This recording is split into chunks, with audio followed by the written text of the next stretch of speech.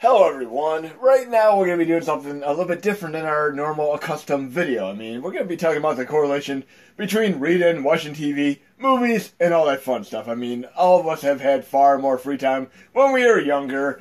And I used to read stuff like Stephen King, D.N.R. Koontz, and of course Anne Rice. About anything and everything fiction-wise I used to read. I didn't even go near nonfiction. I was like, ugh, don't want to see it. But nowadays nonfiction is actually pretty damn cool. It's just something that was acquired with age for me. But we're going to go into the Discord here where we normally do a little bit of troubleshooting, helping out people. We got some great moderators, game masters, plays with power people, and of course we have thousands of people who come in on a normal basis and we help them out. Like right here, this guy Jagman53. Last question, I hope, is Canoe the best way to play Yoshi's Island? And if yes, are there any recommended things you can do on top of it? Because I heard a small graphical bug somewhere. I can respond to him right now by pinging him. And yes, I do the updates, and of course we try to help the people run everything that we do with the updates as well. Yes, Yoshi's Island is best played with Canoe, because it is a special chip game. FX, in fact, you can additionally run the DS version with Drastic, which is spot on awesome. So there you go. But in any case, people would think, oh, I want to play Super Nintendo version, but the DS version is absolutely amazing with the 2-screen mode activate. But in any case, we have ReyVGM, who is a great person who is in here all the time helping out, and he does a lot of troubleshooting as well. He spent hundreds of hours helping out, and I'm a big fan of, like I said, video game related history books. And I just have to point this out right now because I thought it was pretty kick-ass. He actually has been working on this for many years now. Rey Esteban for the one, aka ReyVGM. He actually did a compilation of many NES game endings, and I'm going to show you a little bit of what the book looks like here. Then I'm going to show you some of the books that I actually own in my own personal collection. So I'm going to look at a paper book version here, and we're going to look inside, read with our free app. Actually, that's the wrong thing I want to click. I just want to basically look inside. There we go. NES Endings Compendium, years 1985 through 88. This seal is your assurance that we have approved and guaranteed the quality of this product. And that's pretty funny, because, this whole seal here is due to the fact that we had a video game crash in 1983 into 1984, because there was such an influx of games that stores cannot have them anymore. When I was a little kid, a little tyke back then, for Atari 2600, my mom let me pick 2 games for my birthday. I picked the amazing Irams made Moon Patrol, and of course Titles made Jungle King, aka Jungle Hunt. And these games were roughly $50 US one day, and then literally within a couple of days, within a week of that, all the games on Atari dropped down to 88 cents and were put in bargain bins because of the video game crash.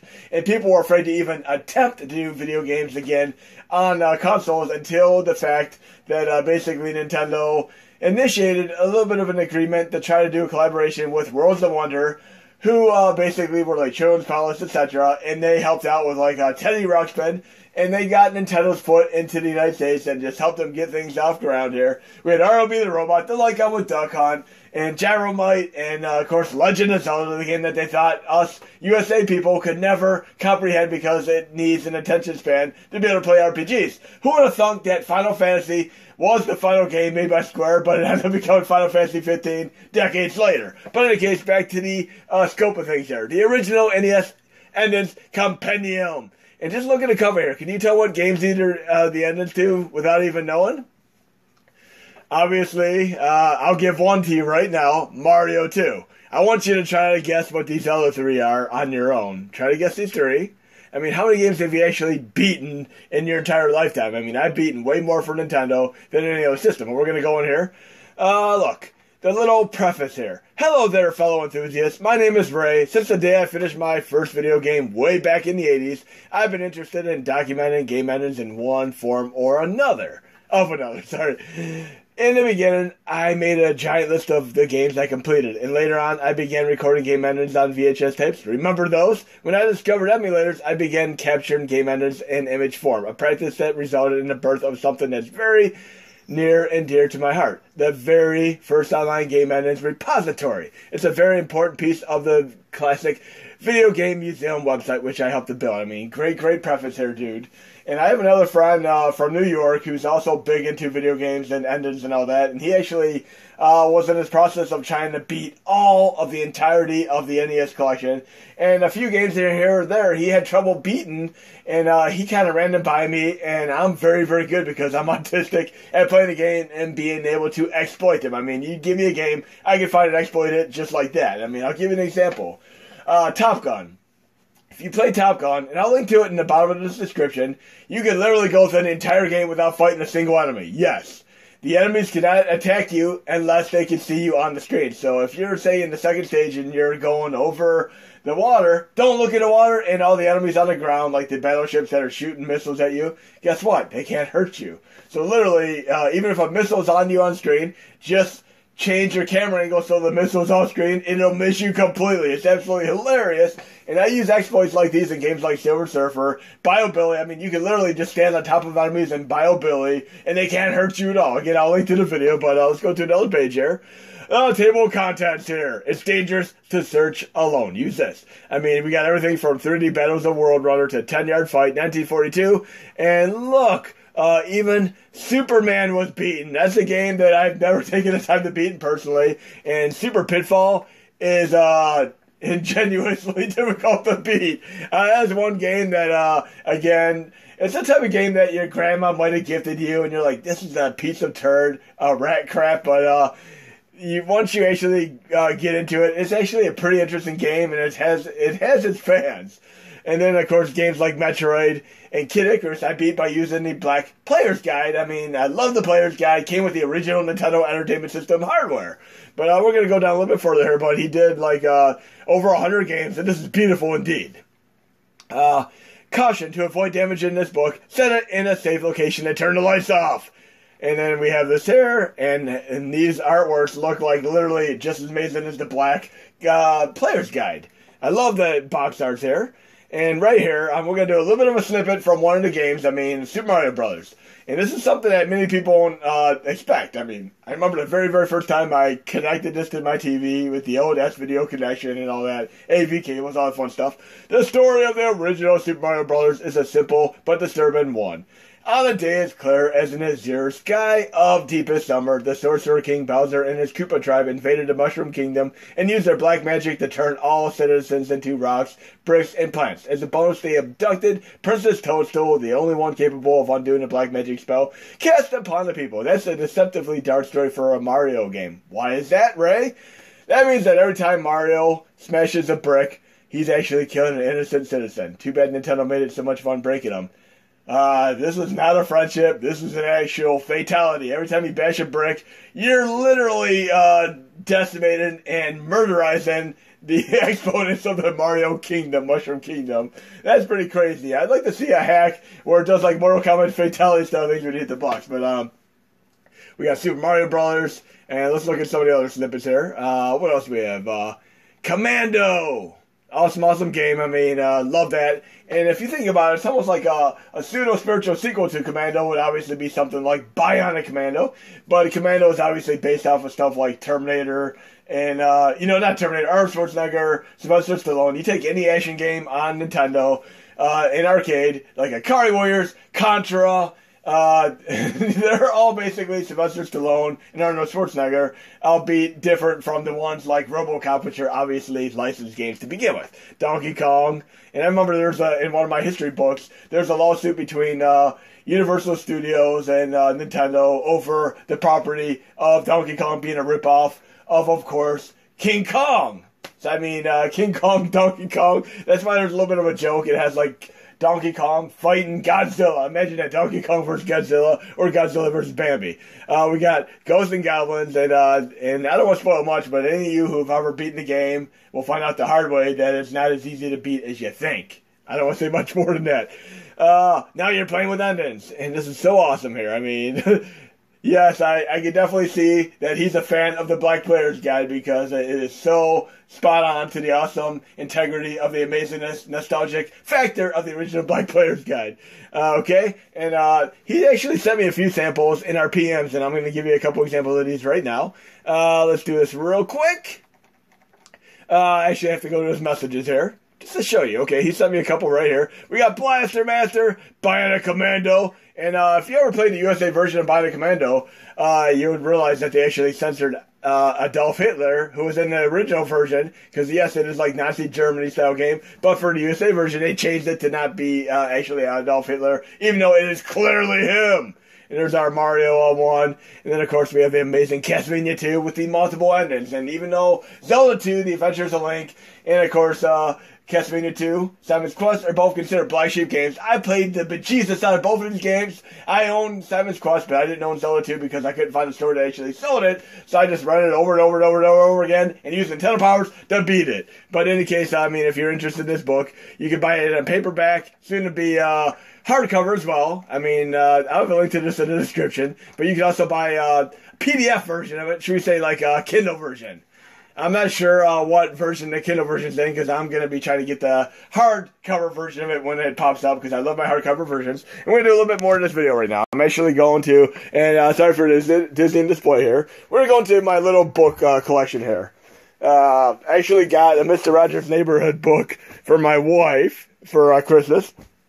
So I picked up this Nintendo 64 Anthology book, and when I first got this book, they actually they gave me an option to cancel because they delayed the book, and it is a limited edition. This is not so easy to find now. I look online now, and it's worth quite a bit now, but it's not the type of thing that I'm going to be selling, but it covers every single Nintendo 64 game ever made. I mean, I could look in here, and when I was doing the mappers, for, of course, all the Ludicrous N64 Extreme and all that, I went game by game on here and made sure I did every game in this book. I mean, I did Command and Conquer, Clay Fighter Sculptor's Edition, which Black Sunshine helped out as well, Clay Fighter 63 in the third, Killer Instinct and Clay Fighter, both made by Rare anyway.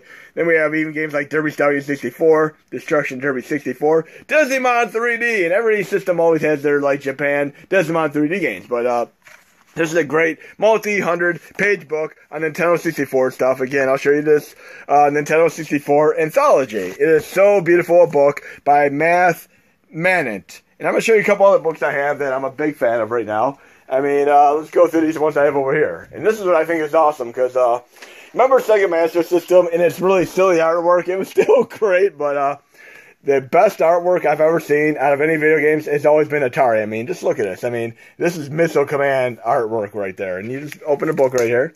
Look at that. Beautiful. This is literally like a box art cover for Missile Command. It is so beautiful. I want to move this book here, right over here. I mean, this is so beautiful. I mean, so much artwork went into this. I mean, you go back to, like, Sword Quest. I mean, even Centipede. I mean, look at all this stuff. This is so beautiful. I mean, this is, like, 40 plus years old, and it is great as anything from current day artwork on boxes. I mean, even the artwork for the E.T. box cover is actually pretty awesome. I mean, I remember the Michael Jackson narrated record book. But not only do I have this Art of Atari, I mean, beautiful, beautiful thing, and I mean, this just makes me drool. I mean, Dig Dug, fun Namco game. Look at Kangaroo, and look at this. Can you tell what this is without me telling you? It is Krull. K-R-U-L-L, one of my absolute favorite Atari 2600 games of them all. Fun movie, as well as an arcade game. I mean, so again, we have that. That is an awesome, awesome book.